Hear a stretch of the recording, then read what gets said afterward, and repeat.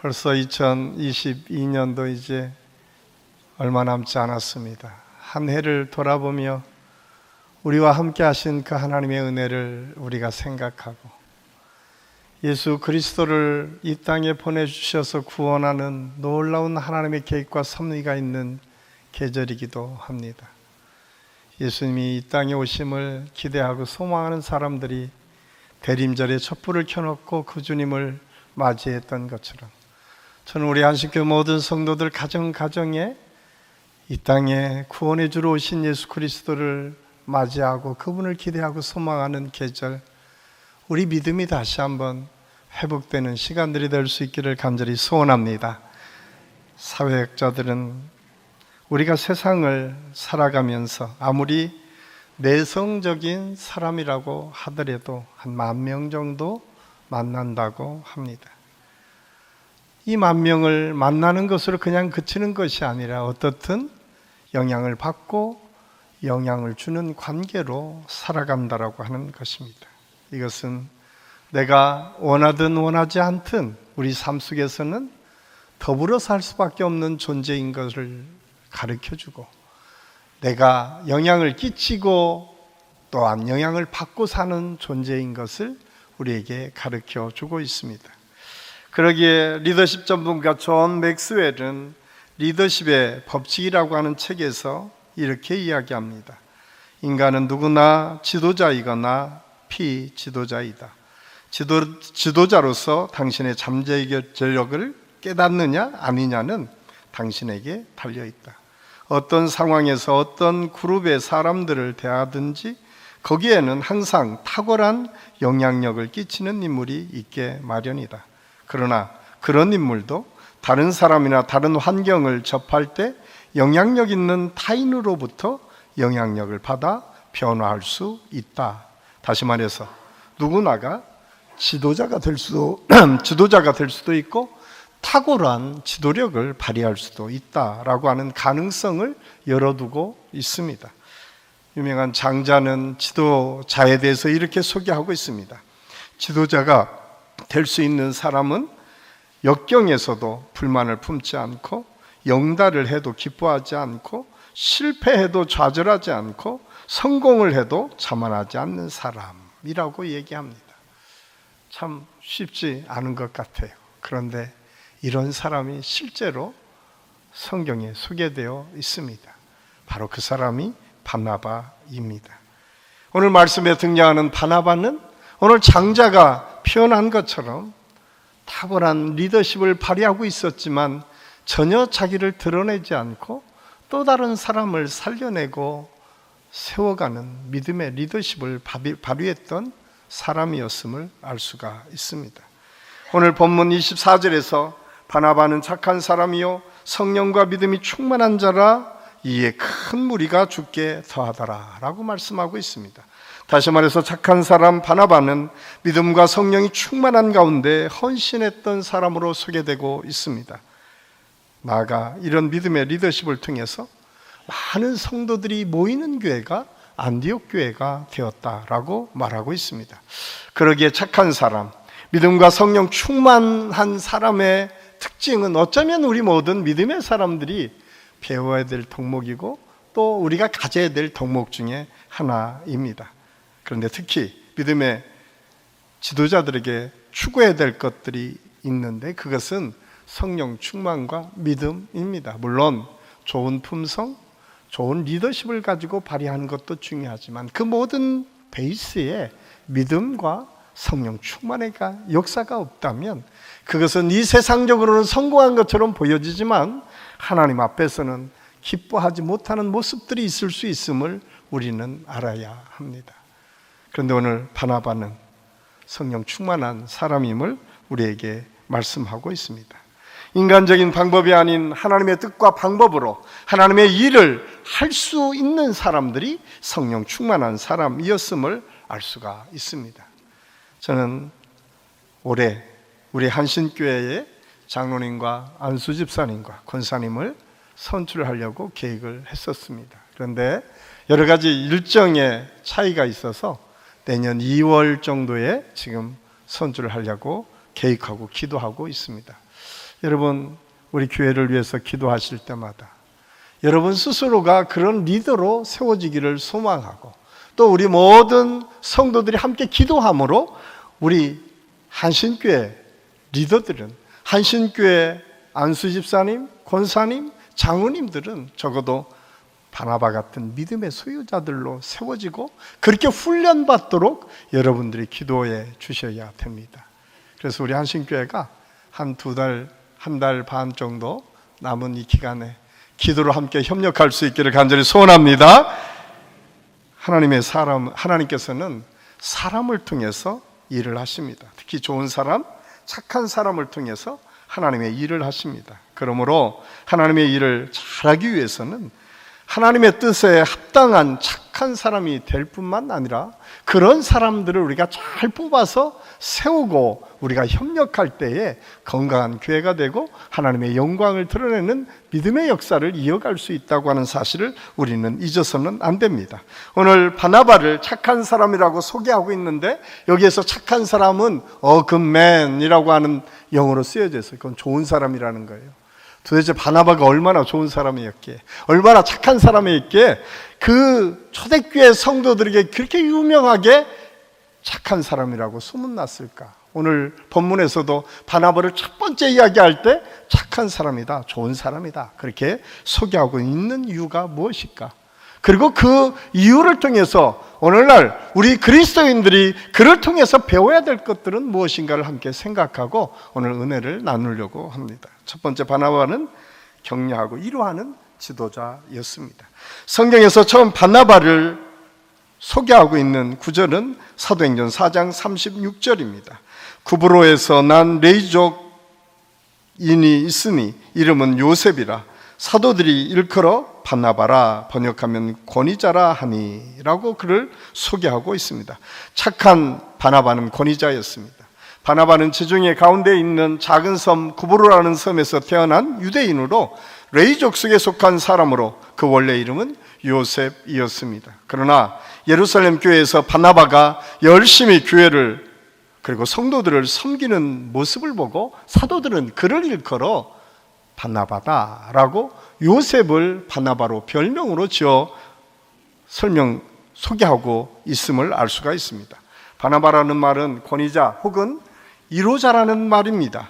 권위자란 권면하고 이루하는 아들이라는 뜻입니다. 아마 바나바는 마음이 따뜻한 사람이었던 것 같습니다. 여러분, 이루한다는 말은 무엇일까요? 슬픔을 당한 사람의 마음을 어루만져주고, 낙심한 사람을 격려하여 주고, 일을 잘하는 사람에게는 더 일을 잘하도록 칭찬하고 위로하는 사람, 이게 위로의 사람임을 우리가 알 수가 있습니다. 그러기에 예루살렘 교회 안에서는 누구나가 인정할 정도로 바나바 하면 먼저 따뜻한 사람이고, 누구나에게 친절하고 아름다운 모습을 보여줬던 사람, 격려하고 위로의 말을 끊임없이 해주었던 사람으로 기억하고 있음을 알 수가 있습니다.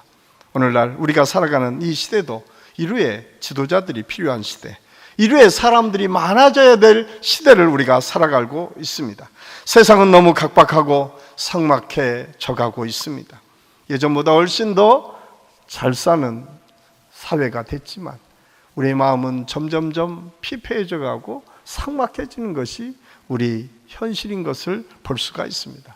그래서 예전에는 물질적인 어려움 때문에 힘든 분들이 많이 있는데 요즘은 정신적인 어려움 때문에 힘든 분이 더 많은 시대를 살고 있습니다. 교회도 예외는 아닙니다. 경제적인 어려움보다 정신적 어려움 때문에 힘들어하고, 또한 관계에서 오는 상처와 아픔 때문에 힘들어하는 분이 훨씬 더 많은 시대를 우리가 살아가고 있습니다. 그래서 교회가 위로의 사람이 필요합니다. 위로의 리더십을 발휘할 수 있는 리더들이 필요한 시대를 지금 우리가 살아가고 있습니다. 바나바라고 하는 이 말, 그 권위자라고 하는 원래 헬라어는 파라클레세오스라고 하는 말로 쓰여져 있는데, 이 말의 원형은 파라칼레오입니다. 이 파라칼레오라고 하는 말은 여러 가지 뜻으로 사용되고 있는데, 특별히 요한복음에서는 이 파라칼레오가 성령, 보혜사라고 번역되고 있음을 알 수가 있습니다. 이 사실을 통해서 우리가 깨달을 수 있는 것은 무엇인가?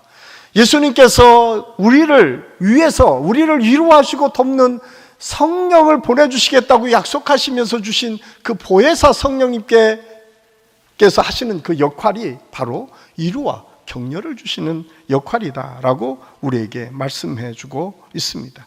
그런데 이 파라클레오라고 하는 이 말은 원래 합성어입니다. 파라 옆에서 클레오라고 하는 건 소리치다. 그러니까 격려를 그냥 숨어서 격려하는 것이 아니라 누구나에게 소리쳐서 알릴 정도로 크게 나타내고 드러나는 것이다 라고 설명하고 있습니다. 그렇습니다. 격려라고 하는 것은 쉬운 것 같지는 않습니다.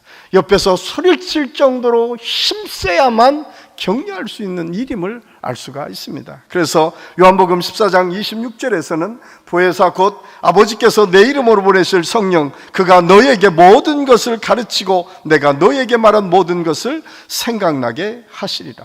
예수님께서는 성령님을 보혜사라고 말씀하시면서 보혜사란 격려자요 돌보아 주시는 분이라고 하는 사실을 우리에게 말씀해 주고 있습니다. 바로 성령님께서 그런 역할을 하신다는 사실입니다. 바나바를 성령과 믿음이 충만한 자로 소개한 이유가 여기에 있습니다. 성령 충만한 사람 하면 여러분 어떤 사람으로 기억하고 있습니까? 우리나라가 한참 부흥할 때에 성령 충만의 역사를 통해서 각종 은사들이 나타났습니다. 그래서 성령 충만한 사람은 방언을 잘하기도 하고 예언하고 신유의 은사가 있어서 다른 사람에게 판단하고 때로는 그것 때문에 상처받는 경우도 참 많이 있었습니다.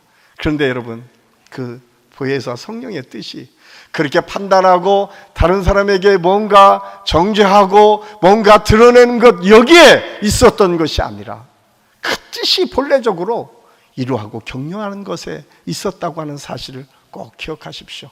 성령 충만은 그러기에 오늘날 우리가 앞에 드러나서 모든 것이 바르고 올바른 것처럼 드러내는 것 거기에만 있는 것이 아니라 오히려 숨어서 힘들고 어려운 사람을 돕고 섬기고 또 다른 사람을 살려내는 일, 이것이 보혜사 성령의 역사였고 역할이었음을 알 수가 있습니다. 사랑하는 한신교회 성도 여러분, 우리 교회가 어떤 리더를 세워야 될까? 저는 우리 한신교회 안에 우리 모든 성도들의 가정에서, 직장에서, 여러분의 삶의 터전에서 누구나가 만날 때마다 오늘 바나바처럼 격려하고 위로하는 믿음의 역사를 경험할 수 있기를 예수님의 이름으로 간절히 축원합니다. 저와 여러분 한 사람 한 사람이 바나바처럼 위로자가 돼야 되고 격려자가 될 때에 우리 교회는 성령 충만한 교회가 되고 또 다른 사람에게 선한 영향을 끼치는 교회로 변화되게 될 것입니다. 서로 한번 이렇게 인사하겠습니다. 바나바가 됩시다. 서로 한번 인사합시다. 가정에서도 남편을 격려하는 아내, 아내를 위로하는 남편, 자식과 부모에게 기쁨이 되고 서로 격려하고 위로하는 아름다운 모습들이 있을 때에 그 가정은 건강해지고 그 가정을 통해서 하나님의 영광이 나타날 수 있습니다. 바나바는 물질적으로도 헌신했던 지도자였습니다. 앞에서 말씀드린 것처럼 바나바를 처음 소개하면서 4장 37절은 이렇게 소개하고 있습니다. 그가 밭이 있음에 팔아 값을 가지고 사도들의 발 앞에 두니라. 사도행전 2장을 보면 오순절에 사도들이 120문도가 마가다락방에 모여서 열심히 기도하가 성령 충만의 역사를 경험하게 됩니다. 그리고 더 이상 숨어 살았던 것이 아니라 이제 나가서 예수 그리스도의 복음을 증거하기 시작합니다. 그런데 놀라운 역사가 일어났습니다. 한꺼번에 3,000명, 한 번에 5,000명씩 예수 믿는 사람들이 생겼다라고 성경은 기록하고 있습니다. 이러한 역사들이 일어나니까 그 하나님의 일들을 감당하기 위해서 필요한 재정이 있었습니다. 그래서 많은 믿음의 사람들이 먼저 헌신하기를 시작했습니다. 오늘 성경에 보면 가장 먼저 성경에 그대로 기록된 대로 보면 실질적으로 드러낸 가장 먼저 사람이 요셉, 바나바였습니다. 자기의 밭을 팔아서 사도 앞에 두니까 그걸 통해서 초대교회 성전을 이끌어가고 교회를 건강하게 만들어가는 일에 사용되었음을 우리가 알 수가 있습니다. 그래서 선교하는 일에 재정적인 담당을 했던 사람, 그 사람이 바로 바나바였습니다. 바나바는 자기의 귀한 재산인 밭을 팔아 교회를 위해서 기꺼이 하나님께 헌금으로 드렸습니다. 아무리 신앙이 깊어도 재산을 팔아 바친다는 것은 결코 쉬운 일이 아닙니다. 그가 재산을 팔아 바친 것은 구원받은 감격과 성령 충만함을 통해서 이루어졌음을 우리가 알 수가 있습니다. 사실 한국교회의 역사가 그랬습니다. 여러분, 한국교회가 이렇게 부흥하고 성장했던 이유가 어디에 있었습니까?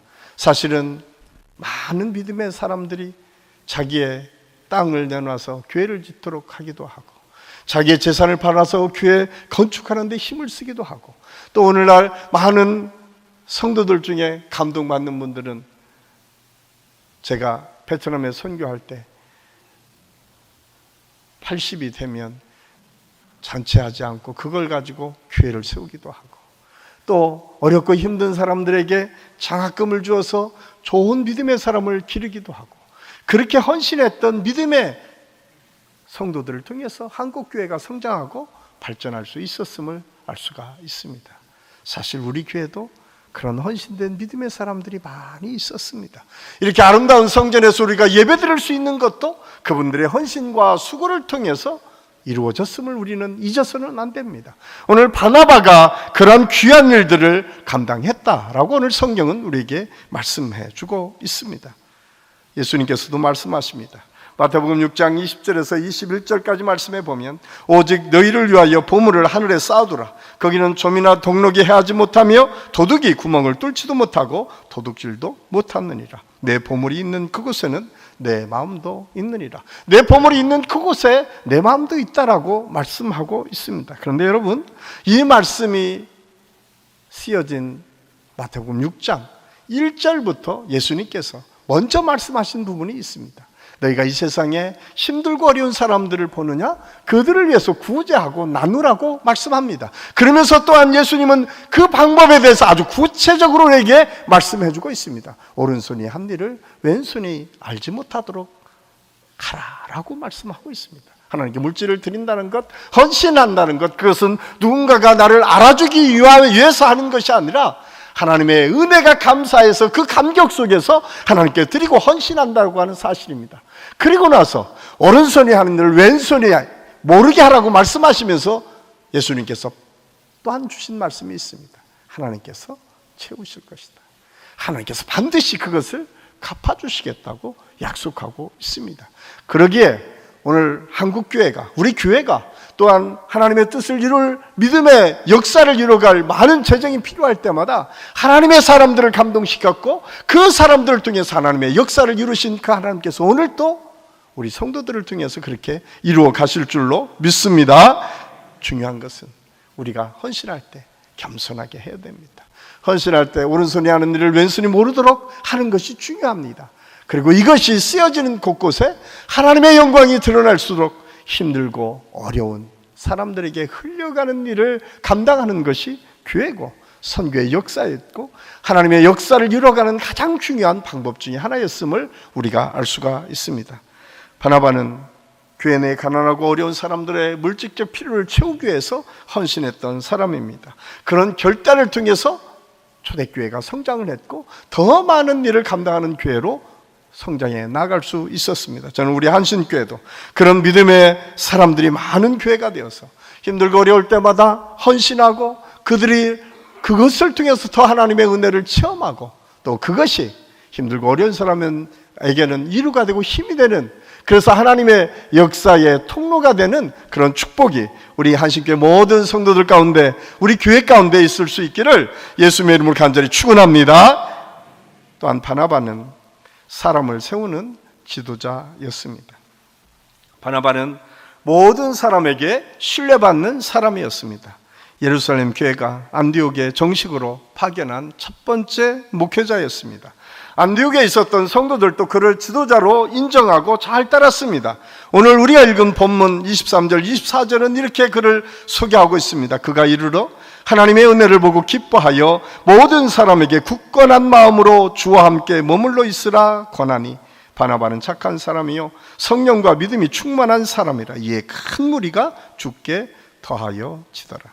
바나바의 권면에 안디옥 교회가 큰 무리가 죽게 더해졌다고 기록한 것을 보면 폭발적인 성장이 이루어진 것을 우리가 알 수가 있습니다. 이 폭발적인 성장이 있은 다음에 첫 번째 바나바가 한 일이 무엇입니까? 그 다음 절에 보니 다소에 가서 바울이라고 하는 사람을 데려다가 함께 안디옥에서 사역을 감당했다라고 오늘 성경은 우리에게 말씀해 주고 있습니다. 여러분, 바나바는 그 당시에 아주 꽤 많은 사람에게 알려진 리더였습니다. 안디옥에 파송할 때 이미 예루살렘 교회에서 가장 적합한 인물로 바나바를 생각할 정도로 좋은 믿음의 리더가 바나바였습니다. 그런데 사도 바울은 어땠습니까?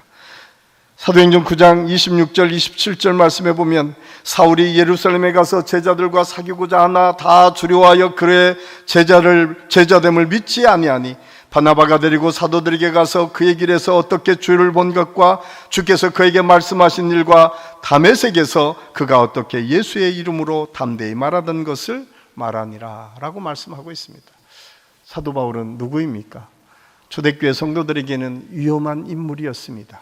예수 믿을 때 따라가서 언제나 사람을 죽이고 괴롭혔던 사람 중에 하나, 그 모든 사람의 대표에서 앞장서서 예수 믿는 사람들을 핍박했던 사람이 바로 사도 바울이었습니다. 그런데 그러던 사울이라고 하는 그 청년이 어느 날 갑자기 예수 믿고 바뀌었다는 거예요. 그래서 교회에 나타나가서 내게 뭔가 일을 달라고 이야기합니다. 그러니까 사람들이 다 두려워서 피했다라고 성경이 기록하고 있어요. 그때 바나바가 등장합니다. 바나바가 사울을 데리고 가서 사도들에게 하나하나 설명합니다. 지도자들에게 사도 바울이 어떻게 변화되었는지, 예수님을 어떻게 만났는지를 설명하기를 시작합니다. 그래서 점점점 마음들이 바뀌기 시작해요. 그래서 사도들과 지도자들은 어느 정도 사도 바울을 인정했습니다. 그런데 거기에서 그치지 않았습니다. 오히려 그 주변에 사울의 청년의 원한을 갖고 있었던 사람들이 그를 죽이려 하자 그를 다시 다소로 보내게 됩니다. 그 다소에 가 있었던 사도 바울을 다시 불러서 안디옥에서 사역을 같이 시작한 사람이 바로 바나바였음을 알 수가 있습니다. 바나바는 사람을 세우는 사람이었습니다. 모든 사람이 피했던 사도 바울을 세워서 위대한 하나님의 사람으로, 초대교회의 위대한 하나님의 역사를 이루는 사람으로 세우는 사람, 그 사람이 바나바였습니다. 저는 우리 안식교회 모든 성도들 가운데에 여러분은 어떻게 사람의 관계를 세워가고 있습니까? 저는 여러분이 가정에서나 직장에서나 주변의 많은 사람들에게 바나바처럼 사람을 세워가고 그를 인정하고 존중해주는 그런 믿음의 소유자들이 다 될 수 있기를 예수님의 이름으로 간절히 축원합니다. 바나바는 바울의 잠재력과 변화된 믿음을 인정하고 다른 사람들을 설득하고 바꿔가고 있었음을 알 수가 있습니다. 그리고 함께 사역을 합니다. 그런데 여러분, 사도 바울에게 이러한 일들을 통해서 나타난 현상은 무엇입니까? 그가 이제 마음껏 예수 그리스도 안에서 자기의 달란트를 펼칠 수 있는 길이 열려진 것입니다. 한 사람의 앞길을 활짝 열어서 하나님께 쓰임받도록 인도했던 사람, 그 사람이 바나바였습니다. 여러분, 사도 바울뿐이겠습니까? 사실 바나바에게는 또 다른 사람이 있었습니다. 성경은 사도 바울과 바나바의 서로 의견이 대립한 부분을 소개하고 있는데 사도행전 15장 37절에서 39절까지 말씀해 보면 바나바는 마가라 하는 요한도 데리고 가고자 하니 바울은 밤빌리아에서 자기들을 떠나 함께 일하러 가지 아니한 자를 데리고 가는 것이 옳지 않다 하여 서로 심히 다투어 피차 갈라지니 바나바는 마가를 데리고 배 타고 쿠브로로 가고. 여러분, 사도 바울과 바나바가 이제 안디옥에서 하나님의 은혜를 통해서 하나님의 놀라운 역사로 안디옥 교회가 부흥하고 성장합니다.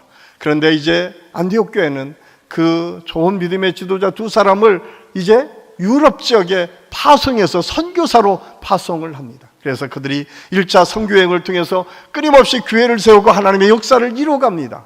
그리고 다시 돌아와서 2차 선교여행을 떠날 때에 오늘 조금 전에 읽은 그 말씀은 바나바와 사도 바울이 의견이 달랐습니다. 이유는 마가라고 하는 사람 때문에 그렇습니다. 마가는 밤빌리아에서 자기 개인 행동을 통해서 아마 선교 여행에서 이탈해서 사도 바울을 실망시킨 것 같습니다. 여기에서 사도 바울이 단호하게 마가의 잘못을 지적하면서 바나바에게 안 된다, 같이 갈 수 없다라고 이야기합니다. 여러분, 마가를 여러분은 어떻게 이해하십니까? 마가는 여러분 단순한 사람이 아닙니다. 마가는 하나님의 뜻 가운데에 하나님의 역사를 이루었던 위대한 믿음의 사람이었습니다. 마가는 어쩌면 사도 바울보다 훨씬 신앙의 연조가 있었던 사람입니다. 우리가 사도행전 1장에 보면 마가 다락방에서 120문도가 기도했다고 하는 그때에 마가의 다락방을 내줬던 사람. 우리가 마태복음, 마가복음, 누가복음, 요한복음 중에 마가복음이 최초의 복음서라고 기록하고 그 나머지 복음서가 그것을 따라했다고 할 정도로 초창기에 만들어진 예수 그리스도의 복음을 증거했던, 기록을 남겼던 사람이 마가였습니다. 만약에 마가가 여기에서 버림받고 그에게 바나바 같은 조력자가 없었다면, 바나바 같은 위대한 사람이 없었다면 그러한 일을 마지막까지 감당할 수 있었을까요? 결코 그럴 수 없었을 것입니다. 성경은 사도 베드로를 통해서 그가 스스로 고백하기를 마가를 영적인 아들이라고 소개하고 있습니다. 뿐만 아니라 사도 바울조차도 나중에 감옥에 갇혀서 마지막 죽을 때가 다 됐을 때 이렇게 말하고 있습니다. 디모데 후서 4장 11절, 누가만 나와 함께 있느니라. 내가 올 때에 마가를 데리고 오라. 그가 나의 일에 유익하니라. 마가가 변한 거예요. 하나님의 은혜를 통해서 하나님의 역사를 이루어가는 위대한 지도자로 바뀌어 하나님의 능력의 사람으로 바뀐 것입니다. 그래서 죽음을 앞두고 있는 사도 바울이 이제 마가를 보고 싶었습니다. 그가 나에게 유익한 사람이라고 인정하고 있습니다. 이렇듯 실패하고 좌절하고 낙심했던, 어떻게 보면 세상 사람들이 보기에는 그냥 관심 갖지 않아도 될 만한 일들 속에서도 바나바는 결코 그를 버리지 않고 그와 함께 일을 하며 그를 건강한 하나님의 사역자로 세울 뿐만 아니라 위대한 초대교회의 믿음의 리더로 세웠음을 성경은 우리에게 말씀해 주고 있습니다. 저는 우리 한신교회 안에 이러한 일들이 많아지는 교회가 될 수 있기를 간절히 소원합니다. 혹시 여러분 마음에 들지 않고 혹시 실수가 있다 하더라도 그것을 덮고 그것을 안고 함께 기도하며 그 일을 바꿔갈 수 있는 능력의 사람들, 그 사람들이 많은 교회, 그런 사람들이 하나님의 능력을 통해서 하나님의 역사와 일을 만들어가는 교회가 건강한 교회고 초대교회였음을 오늘 성경은 우리에게 말씀해 주고 있습니다. 사실 사도행전을 읽다 보면 처음 사도행전에 바나바와 사도 바울을 소개할 때 바나바의 이름이 앞서고 있음을 알 수가 있습니다. 중간쯤 가면 바나바와 바울의 이름이 같이 나옵니다. 그리고 그 다음에 가면 사도 바울 이름이 앞서고 바나바 이름이 뒤로 갑니다. 그런데 놀랍지 않습니까? 조금 더 가면 바나바의 이름은 사라지고 사도 바울의 이름만 나옵니다. 여러분, 이것은 무엇을 의미하고 있습니까? 어쩌면 초대교회에 하나님의 놀라운 역사를 이루어가는데 가장 중요한 일을 감당했던 분이 바나바였지만 그런 이름 없이 빛도 없이 그냥 사라짐에도 불구하고 위대한 사람 사도 바울을 세워서 초대교회를 일으키고 기독교 역사를 새롭게 변화시켜 나가는 놀라운 역사를 감당했던 사람, 그 사람이 바나바였습니다. 하나님의 사람이 세워졌기 때문에 행복했던 사람, 자기로 인해서 또 다른 사람이 더 큰 일을 하는 것을 기뻐했던 사람, 그 사람이 바로 바나바였습니다. 우리가 신앙생활을 하다 보면 때로는 실수하는 일들을 경험하게 됩니다. 목사도 실수하고 장로님도 실수할 수 있고 권사님도 실수할 수 있습니다. 여러분, 그때 여러분은 어떻게 하시겠습니까? 오늘 바나바는 그것 때문에 그를 미워하거나 그를 버리거나 그와 관계를 끊지 않았습니다. 그는 마지막까지 기도하며 그가 건강하게 세워질까지 그를 돕고 섬겼던 사람이 바나바였습니다. 우리 한신교회 성도 여러분, 우리 한신교회 앞으로 리더들은 어떤 리더가 돼야 될까요? 저는 이 말씀을 준비하면서 저 스스로에게 물었습니다. 너는 얼마나 바나바를 닮고 있느냐? 참 부끄러울 수 있지만 애써서 바꾸어가도록 우리가 노력하지 않아야 될까요? 정말 우리 가정 안에서, 직장 안에서, 우리가 만나는 사람들과의 관계에서 그런 하나님의 역사를 이루어야 되지 않을까요? 제가 오늘 마지막을 우리가 잘 아는 성 프란시스의 평화의 도구라고 하는 시를 읽고 마치려고 합니다. 이 기도처럼 주님, 우리가 이런 하나님의 은혜를 누리기를 원합니다. 우리 한번 같이 읽겠습니다. 주여, 나를 평화의 도구로 써 주소서. 마음 미움이 있는 곳에 사랑을, 다툼이 있는 곳에 용서를, 분열이 있는 곳에 일치를, 의욕이 있는 곳에 믿음을, 그릇됨이 있는 곳에 진리를, 절망이 있는 곳에 희망을, 어둠이 있는 곳에 빛을, 슬픔이 있는 곳에 기쁨을 가져오는 자 되게 하소서. 위로받기보다는 위로하고, 이해받기보다는 이해하며, 사랑받기보다는 사랑하게 하여 주소서. 우리를 줌으로써 받고 용서함으로써 용서받으며 자기를 버리고 죽음으로써 영생을 얻기 때문입니다. 아멘. 우리 사랑하는 성도들의 삶 속에 이 고백처럼 우리 모두가 그런 하나님의 은혜를 누리며 살 수 있기를 예수님의 이름으로 간절히 축원합니다. 기도하겠습니다. 사랑의 아버지 하나님, 우리를 평화의 도구로 사용하여 주옵소서. 우리 가정에서, 직장에서, 우리가 살아가는 이 모든 세상 속에서 우리가 평화의 도구로 살아갈 수 있도록 인도하여 주시옵소서. 위대한 믿음의 리더 바나바 같은 믿음을 갖기를 원합니다. 우리가 격려자로, 위로자로 살아갈 수 있도록 인도하여 주시고, 우리 안식교회 성도들이 가는 곳곳마다 살아나는 역사, 살려내는 역사를 경험하게 도와주시옵소서. 물질을 통해서 주신 하나님의 은혜, 그것을 드림으로 기뻐하며 감사하며 또 다른 사람들의 생명을 살려내는 역사가 우리 한신교회 안에서 계속 이어질 수 있도록 인도하여 주시옵소서. 다른 사람을 세워주고 그 사람으로 인해서 기뻐하며 감사하며 또 다른 사람에게 선한 영향력을 끼치는 믿음의 아름다운 리더십을 발휘할 수 있는 우리 한신교회 성도들이 되게 하여 주셔서 저들이 가는 곳곳마다 하나님의 영광이 드러내고 하나님의 살아계심이 증거될 수 있도록 하나님께서 인도하여 주시옵소서. 하나님께서 함께 하심을 감사하고 예수님의 이름으로 감사드리며 기도하옵나이다. 아멘.